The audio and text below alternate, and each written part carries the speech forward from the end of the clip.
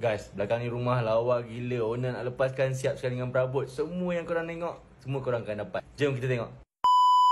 Okay, kita mulakan dengan bahagian depan sekali. Nampak tombol pintu pun owner dah tukar yang gold, cantik. Masuk-masuk je rumah ni, kita akan dihidangkan dengan aquarium yang cantik ni. Just korang kena maintain je lagi. Dah tak payah buat apa-apa, memang dah cantik. Nampak tu? Bahagian dapur, owner dah siap renovate ni. Ada kitchen cabinet, semua dah siap dah. Semua yang kita nampak ni, semua barang-barang dalam peti ais ni je yang akan dibawa keluar. Lain semua akan dapat sekali. Kita tengok dapur, memasak dia simple, cute je, tapi tetap kemas. Daripada bahagian dapur ni, kita menuju ke bahagian ruang tamu. Kat sini ada meja makan, ada meja kecil hiasan sikit.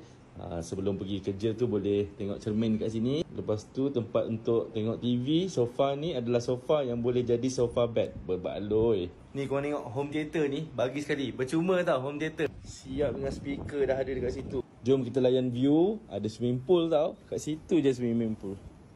Ini apa? Ini adalah railing untuk tutup depan ni. Jadi adalah privacy dan juga nak menghalang angin ke apa ke, boleh tutup kat sini. Pusing je kat sini. Zet. Dah cukup dekat bahagian depan. Kita pergi ke bilik yang pertama. Bilik ni owner dah renovate jadi bilik wardrobe.